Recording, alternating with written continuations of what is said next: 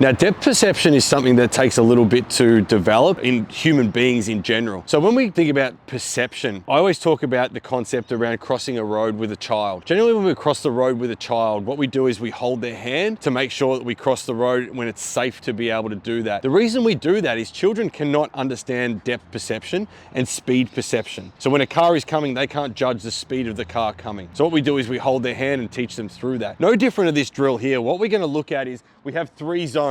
Inside the service box, the middle part of the court, which is between service box and about 3/4 court, and then we have a depth part of the court, which is a really deep ball. What I'm going to do is I'm going to rally with Stephen. Stephen has to call what number, whether it's 1 inside the service box, 2 in the middle of the court, or 3, my ball is going to land. And he has to call that prior to my ball crossing the net. So what we hopefully will see is Stephen starting to track the ball coming from the opponent a little bit. All right, Steve, are you ready to roll? Ready to roll. Okay, so just calling the zones out before it crosses the net. Here we go. Yep. 3. Good. 3.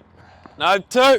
Oh, no. I don't want you to change your mind. So really importantly, if you think it's going to be 3, that's okay. What we want to see is you're just tracking the ball. If you make a mistake, that's all good. We just want to see if you can try and track it before it crosses the net. No stress if you don't get it right. Here we go.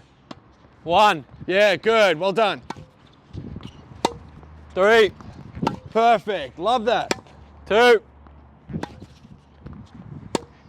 1. Good. 1. 3. Great footwork. 2. Yep. 2. Awesome.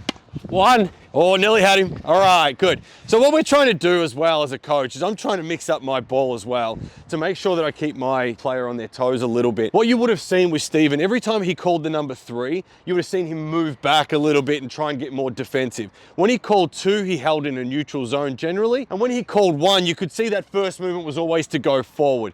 What we're trying to do is train the brain in every element that we can on a practice court. There's no point practicing mindless drills. Importantly enough, he has to see these balls as fast as possible. So on game day, he gets to those balls in perfect position, giving him more options to create on every shot.